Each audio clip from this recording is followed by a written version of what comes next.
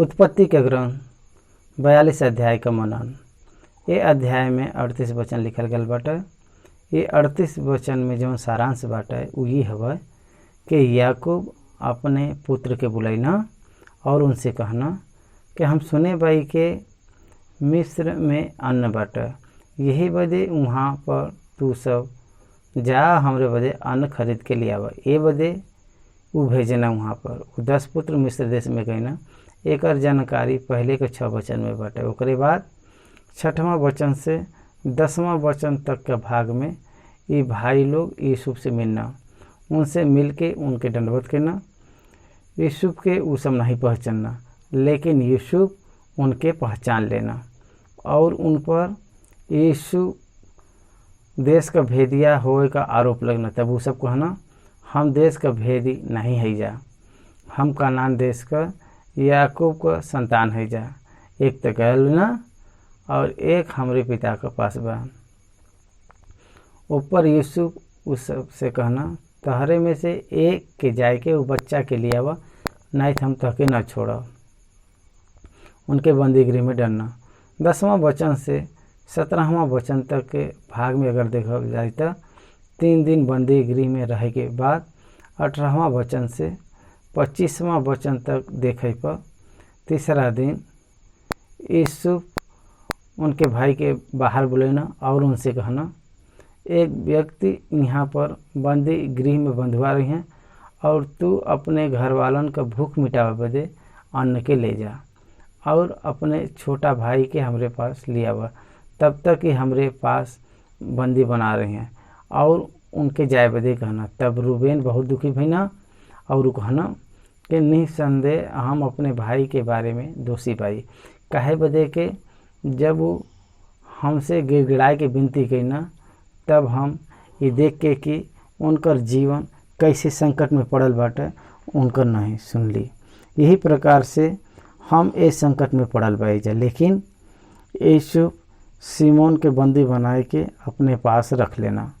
तब यूसुफ आज्ञा देना के उनके बोरा अन्न से भरा और एक एक जन के बोरा में उनके रुपया के भी रख दा और उनके रास्ता बदे भोजन और वस्तु दा और उनके रुपया के वापस के देना और उनका खर्चा यूसुफ अपने अकाउंट से भरना।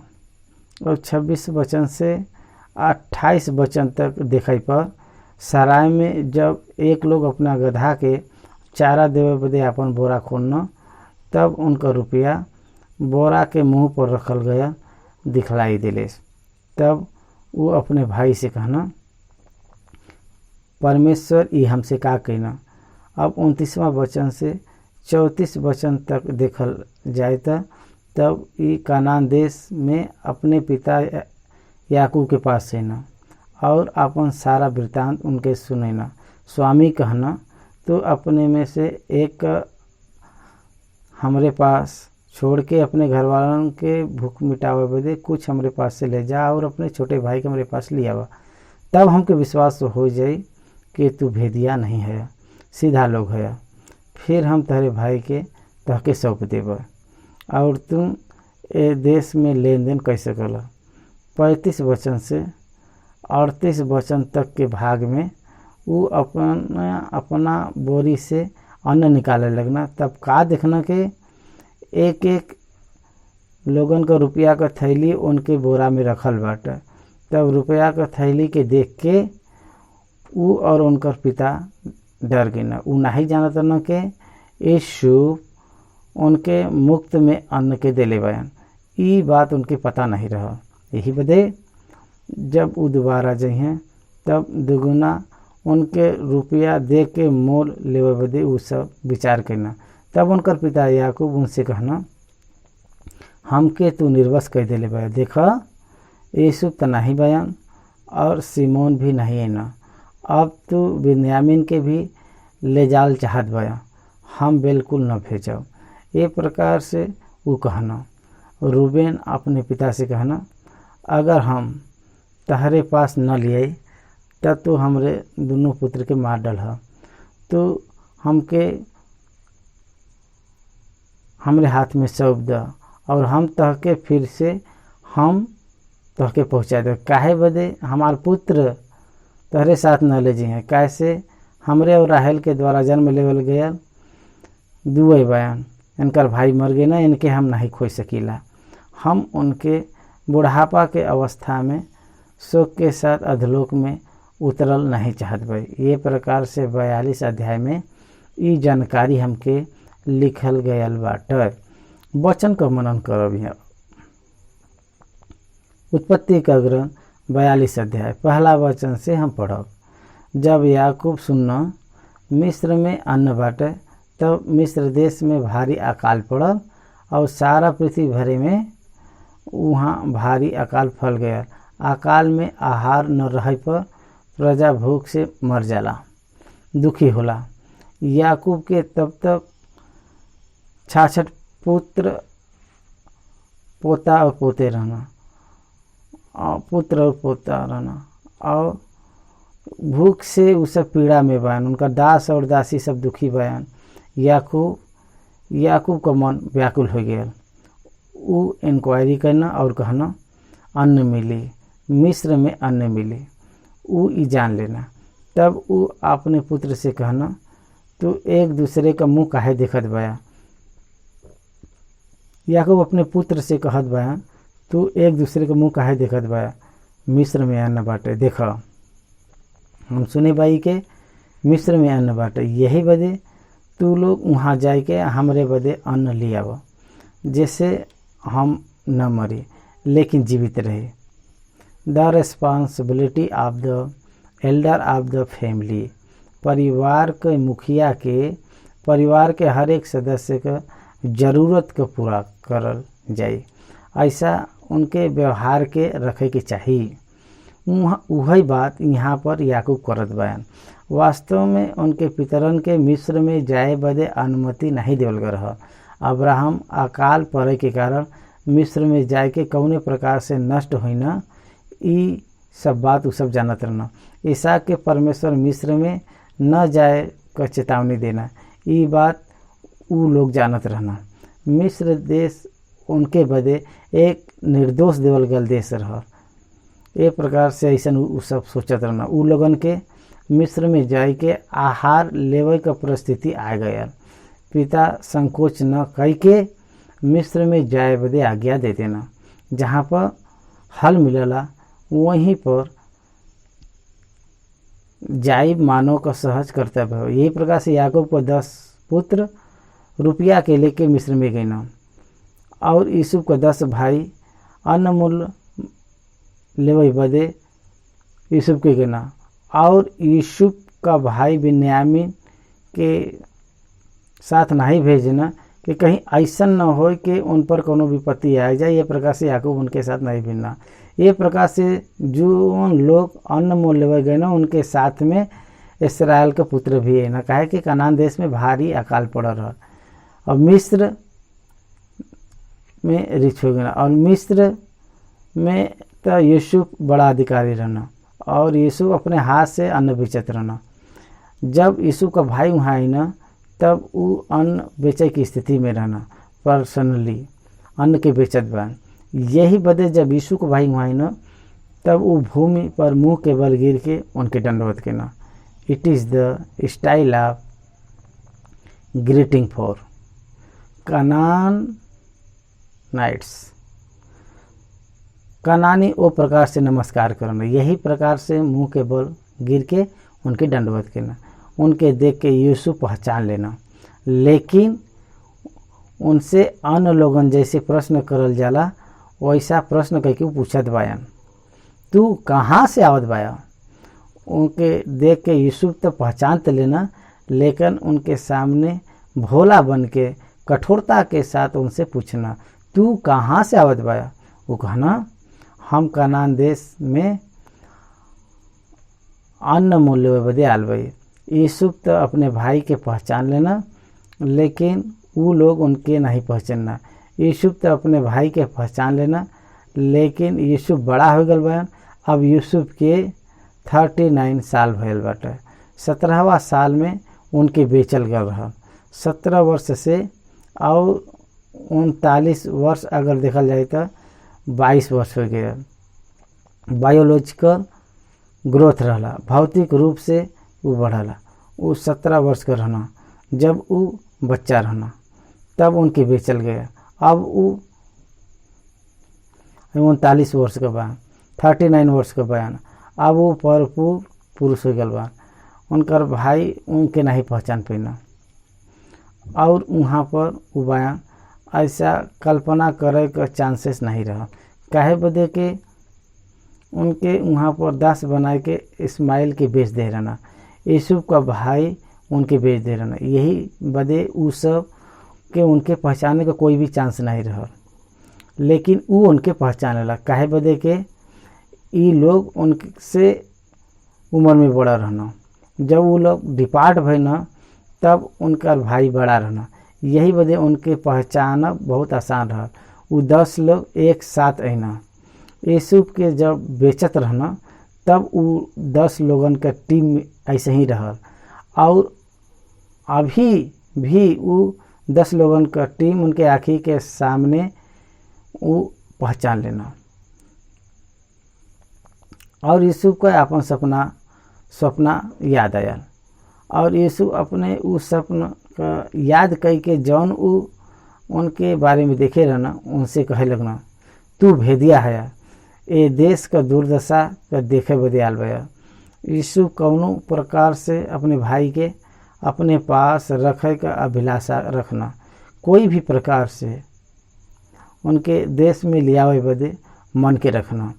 यूसुफ जब ये कहना तू भेदिया है, ये देश का दुर्दशा देखे बदे आल बया, जब ये बात वो सब सुनना तब उनके दिल पर पत्थर गिर गया। और वो कहना, नाही हम भेदिया नहीं है, हे प्रभु तहार दास भोजन वस्तु मोल बदे आल बा। 11 वचन में सब एक ही पिता का पुत्र हैं, हम सीधा मनुष्य है जा, तहार दास भेदी नहीं है, हम भोजन वस्तु मोल लेवे बदे आल भाई, हम भेदिया नहीं भाई, हम सीधा मनुष्य है।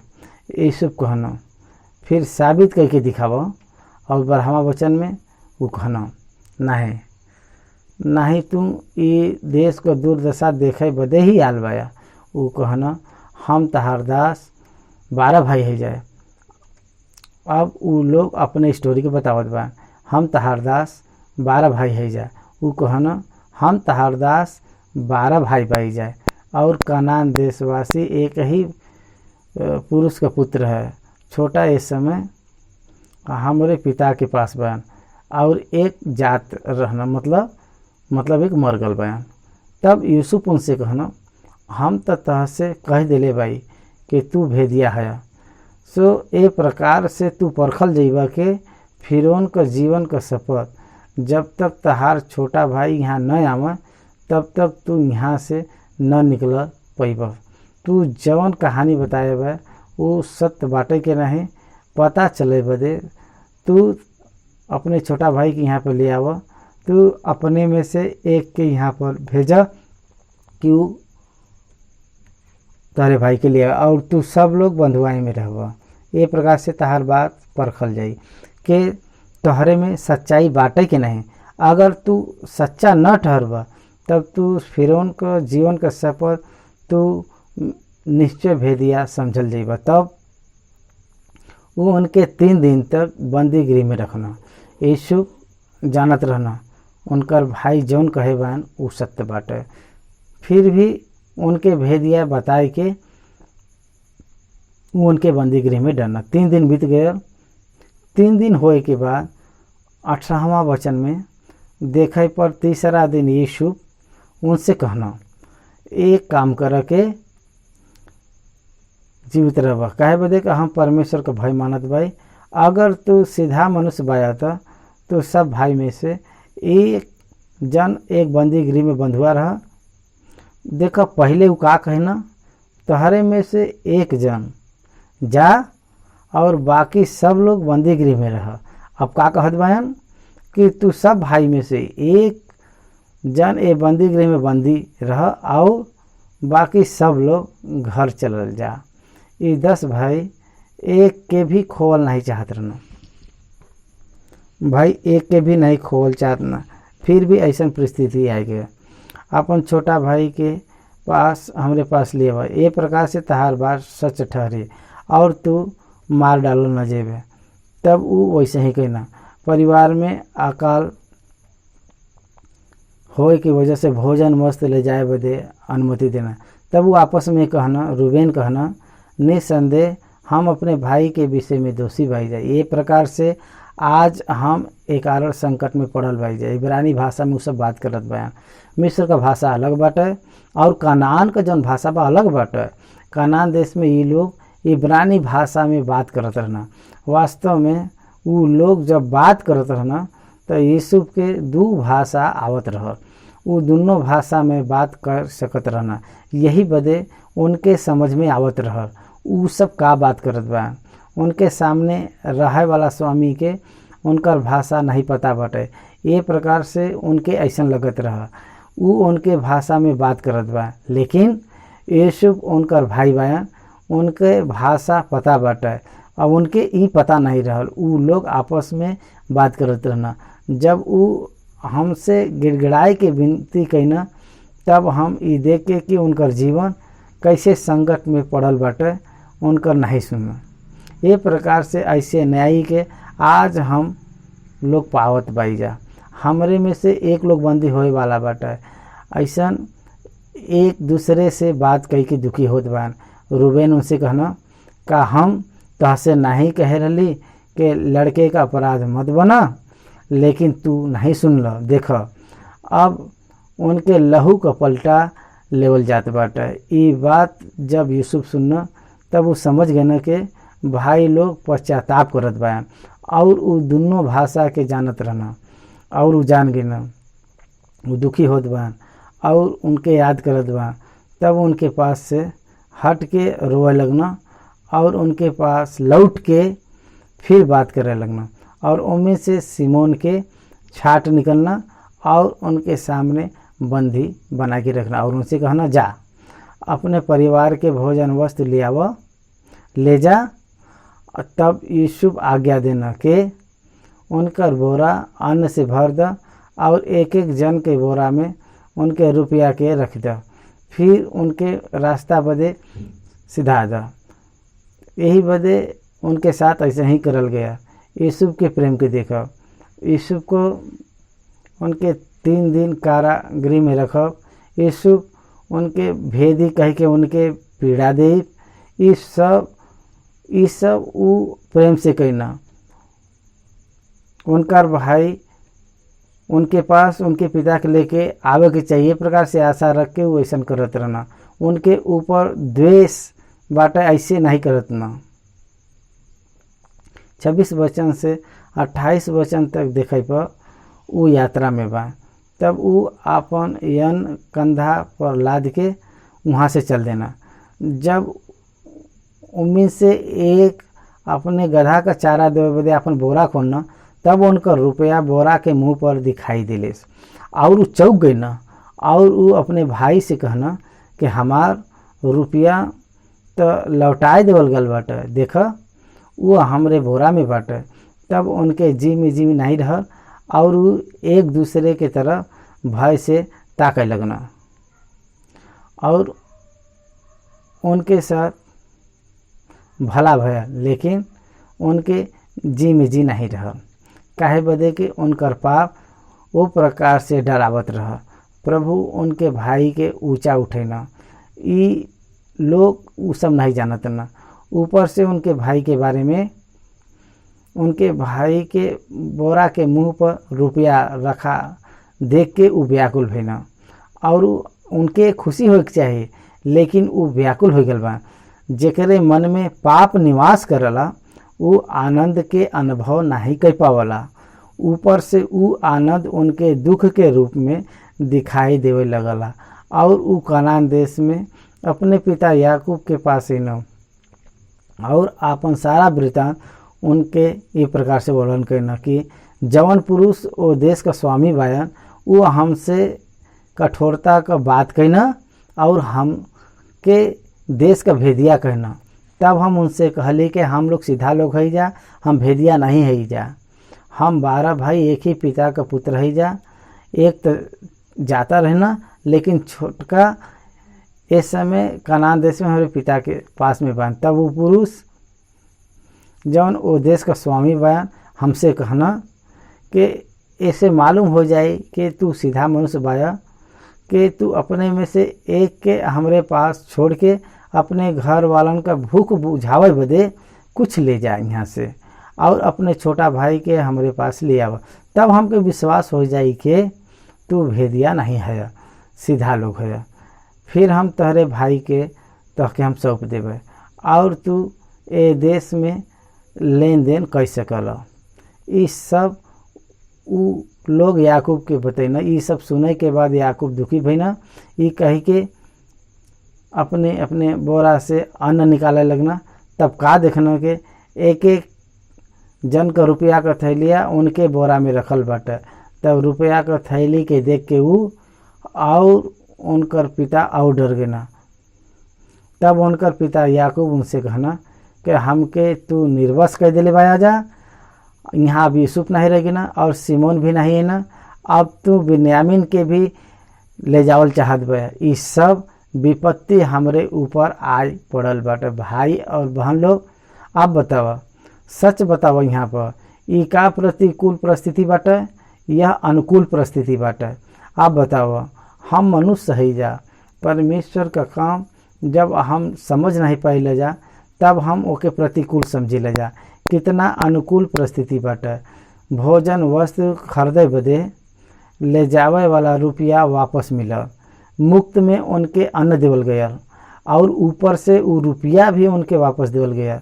इतना ही नहीं, उनके भोजन वस्त्र भी ज़्यादा देवल गया, उनके एक आमंत्रण भी देवल गया, तू हमरे देश में आई के यहाँ पर व्यापार और लेन देन कर सकला।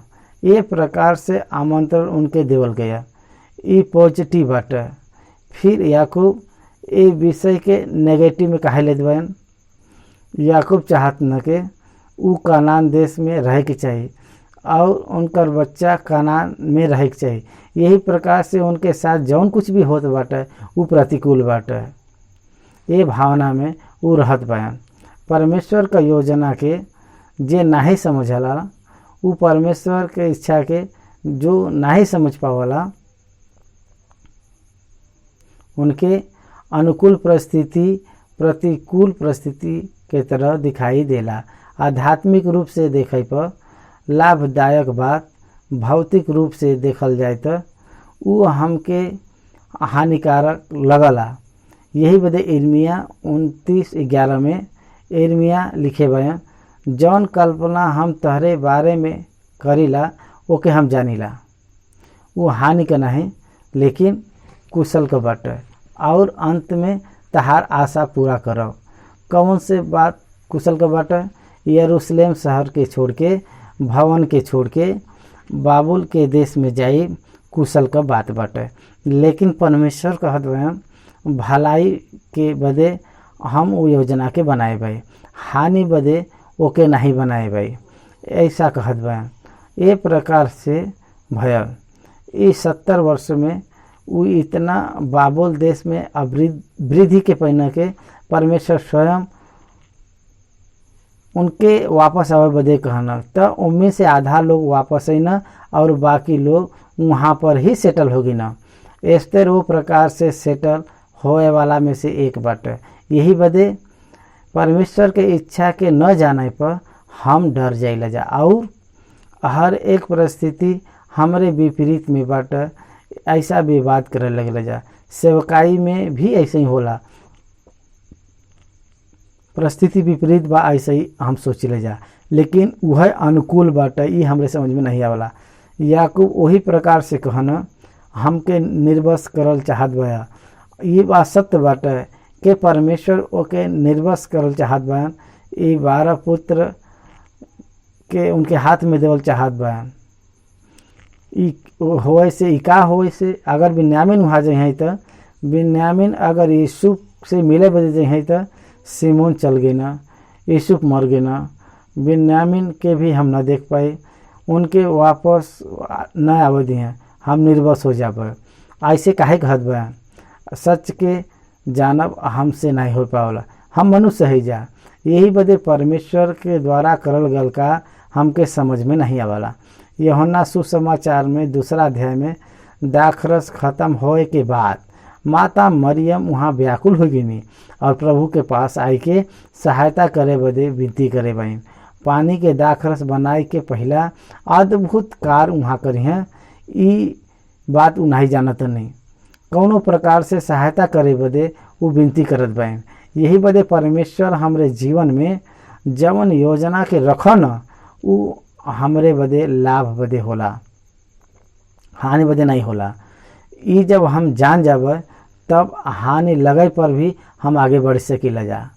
हानि है ऐसन लगी, नष्ट बा ऐसन लगी, फिर भी आगे बढ़ते जैब। वो नष्ट से परमेश्वर अत्यधिक लाभ मिले चली हैं, वो कष्ट में से आशीष मिले जाइ हैं।